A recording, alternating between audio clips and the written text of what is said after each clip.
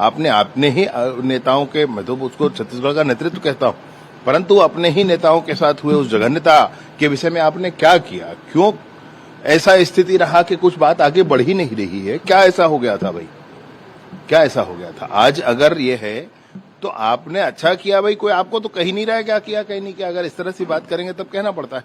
और मैं निसंदेह ये कहना चाहता हूं कि वर्तमान की केंद्र की सरकार, माननीय मोदी जी का जो आह्वान था, अमित शाह जी की रणनीति है और विष्णुदेव साय जी का मार्गदर्शन है, इस पूरे ही के साथ नक्सलिज्म उचित समय पर, निर्धारित समय पर पूर्ण रूपेण समाप्त होगा, उसमें कहीं कोई संशय नहीं है। आगे जो ऑपरेशन से भी आती कि 208 सरेंडर होने हैं, अब आगे जो ऑपरेशन उनकी क्या स्थिति कैसे? 210 लोगों ने पुनर्वास किया है, नए जीवन का प्रारंभ किया है, उनका लाल कालीन बजा करके सरकार ने स्वागत किया है। अन्य लोगों के साथ संपर्क है, उनकी सूचना है कि वो आने वाले हैं, उनका भी हम स्वागत करते हैं।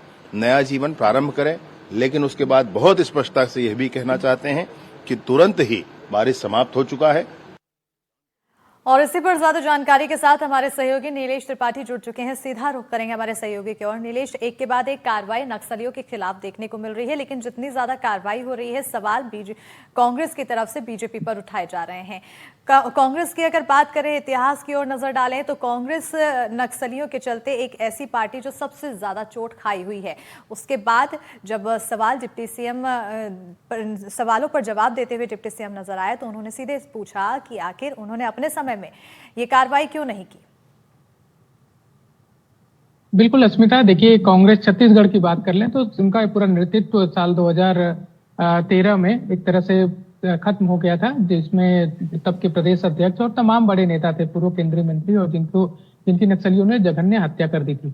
लेकिन बात यही उठती है कि जब बीजेपी उस समय सरकार में थी और केंद्र में जो है वो कांग्रेस की यूपीए की सरकार थी, उसके बावजूद कोई बड़ी कार्रवाई उस मामले में अब तक होती नहीं नजर आई। और जब कांग्रेस तब आरोप लगाती रही थी कि इस पर ये साजिश थी, पॉलिटिकल साजिश थी और इस पर कोई कार्रवाई नहीं की गई। लेकिन जब 5 साल कांग्रेस की सरकार थी तब बार बार ये बात आती रही कि तब क्यों नहीं कार्रवाई की गई। और उसी बात को आगे बढ़ाते हुए विजय शर्मा का जो बयान आया है उसमें यही कहा गया कि आपका पूरा नेतृत्व खत्म हो गया था, बावजूद इसके नक्सल जो समस्या थी उसके समाधान के लिए क्यों नहीं कार्रवाई की गई। ये बातें बयानबाजियों की, और इस पर कांग्रेस का भी पलटवार आया है। कांग्रेस की ओर से प्रवक्ता जो है धनंजय ठाकुर, उन्होंने बयान दिया है। उन्होंने कहा है कि ये जो है हमारे सरकार के दौरान 60% गतिविधियां नक्सल समस्या की जो है वो समाप्त हो गई थी। ये तमाम बयानबाजियां हैं, लेकिन अगर हकीकत में जाएं या कुछ आंकड़ों को ध्यान दें अस्मिता, तो इसमें एक बड़ी चीज ये समझ में आएगी कि छत्तीसगढ़ एक समय में, छत्तीसगढ़ का सरगुजा संभाग भी उतना ही नक्सल प्रभावित था जितना कि बस्तर संभाग है। तो ऐसे में सरगुजा संभाग से साल 2010 से पहले तक जो है वो लगभग 10-12 के आसपास तक समस्या पूरी तरह से नक्सल हिंसा की समाप्त कर दी गई थी। अब वहां पर शांति की स्थिति है। ऐसे में तब राज्य में बीजेपी की सरकार थी और केंद्र में यूपीए की सरकार थी। तो इससे यह अंदाजा लगाया जा सकता है कि जब भी इस तरह की समस्याओं का समाधान होता है तब दोनों ही सरकारें, चाहे वो केंद्र की हो, पार्टी कोई भी हो, केंद्र और राज्य की सरकारें मिलकर इस पर अगर कोई नीतिगत तरीके से आगे नहीं बढ़ेंगी तब तक इस समस्या का समाधान नहीं होगा। और दोनों ही सरकारें इस पर काम करती नजर आई।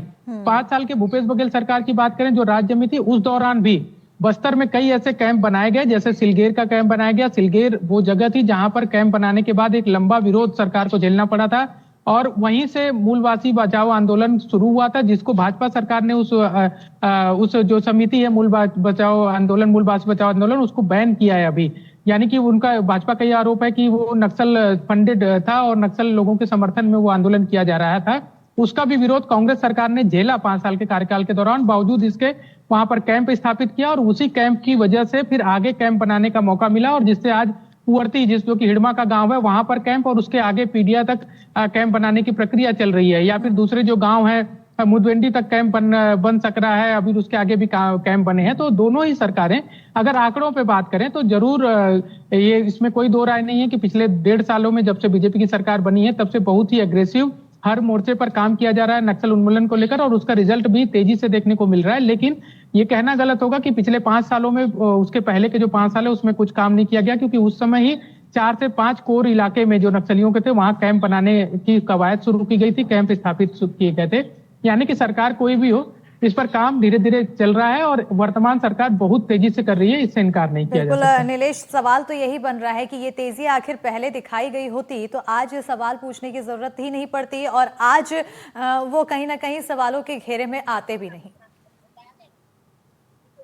बिल्कुल देखिए, लेकिन दूसरा पक्ष ये भी है स्मिता इसमें कि जब पिछले 5 साल में जब भूपेश बघेल की सरकार 2018 से 23 तक थी तो उस समय केंद्र में बीजेपी की सरकार थी और बार बार उस समय भी, अभी आज जब परिस्थितियां बदली हैं तब नहीं, बल्कि हम पुराने बयान जो 2018 से 23 के बीच में चाहे मुख्यमंत्री भूपेश बघेल के हों या केंद्रीय गृह मंत्री अमित शाह के हों, दोनों के बयानों को उस समय भी अगर हम देखें तो वो ये इस बात पर बिल्कुल एकमत और सहमत नजर आते थे कि नक्सल समस्या के उन्मूलन के लिए तेजी से काम करना है।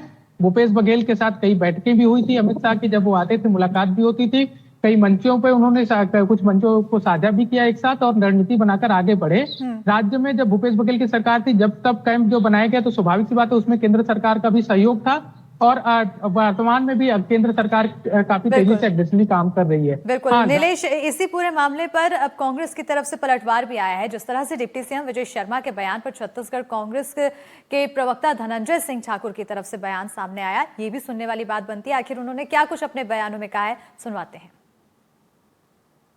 गृह मंत्री विजय शर्मा जी की बात एसपी सुनते नहीं है, कानून व्यवस्था वो मजबूत नहीं कर पा रहे हैं और कांग्रेस पर सवाल उठा रहे हैं। उन्हें याद होना चाहिए कांग्रेस की सरकार ने विश्वास, विकास, सुरक्षा की नीति पर काम किया, जगह जगह सुरक्षा के कैंप स्थापित किए, सरकार की योजनाओं को जन जन तक पहुंचाया। तो उसी दौरान ही 65% से अधिक नक्सली गतिविधियों में कमी आई थी और नक्सलवाद खात्मे की शुरुआत हुई थी। और आज जो परिणाम सामने आ रहे हैं ये कांग्रेस सरकार के दौरान बनाई गई रणनीति का नतीजा है। वर्तमान सरकार के पास तो कोई योजना ही नहीं है। तो हमारे सहयोगी नीलेश लगातार बने हुए हैं हमारे साथ। नीलेश, आपने सुना आखिर उन्होंने बयान दिया और अपनी ये भी जो बात आप अभी कहते हुए नजर आ रहे थे वही बात उन्होंने भी कही है कि हमारे समय में ही सारे कैंप बने हैं और सुविधाओं पर प्रयास किया गया है, जन जन तक सुविधाएं पहुंचाई जा रही है। लेकिन सवाल बार बार यही बनता है कि तब नक्सलवादियों पर किसी भी तरह की रोकथाम नहीं लग पाई पूरी तरीके से। बिल्कुल देखिए, पिछले लगभग 4 दशक से छत्तीसगढ़ का खासकर बस्तर रीजन जो है वो नक्सल समस्या के घोर समस्या से प्रभावित है और उसमें 15 साल की रमन सिंह सरकार भी रही है जो बीजेपी की सरकार थी और 5 साल की भूपेश बघेल सरकार भी है और उससे पहले 3 साल की अजीत जोगी सरकार भी है जो कांग्रेस के नेतृत्व में जो सरकार बनी थी। तो यानी कि 20 साल, लगभग 20 से 23 साल तक ये समस्या बनी रही और इस समस्या के समाधान के लिए बार बार अगर हम सिर्फ पॉलिटिकल अगर एंगल पे ना जाएं अस्मिता, क्योंकि पॉलिटिकल जो बयानबाजियां हैं वो नेता करते ही हैं और वो एक दूसरे के ऊपर आरोप लगाते हैं, चाहे वो बीजेपी के लोगों से बात करेंगे तो वो कांग्रेस पर लगाएंगे, कांग्रेस के लोगों से करेंगे तो बीजेपी पे लगाएंगे। लेकिन जो नीतिगत उसमें बात की जाए तो इसमें कोई दो राय नहीं है कि भूपेश बघेल सरकार के दौरान कुछ ऐसी नीतियां बनी थी जो नक्सल उन्मूलन के लिए बेहतर हो सकती थी, लेकिन उस पर बहुत तेजी से काम नहीं किया गया, जिसमें एक बड़ी बात यह भी थी कि नक्सल समस्या के समाधान और जो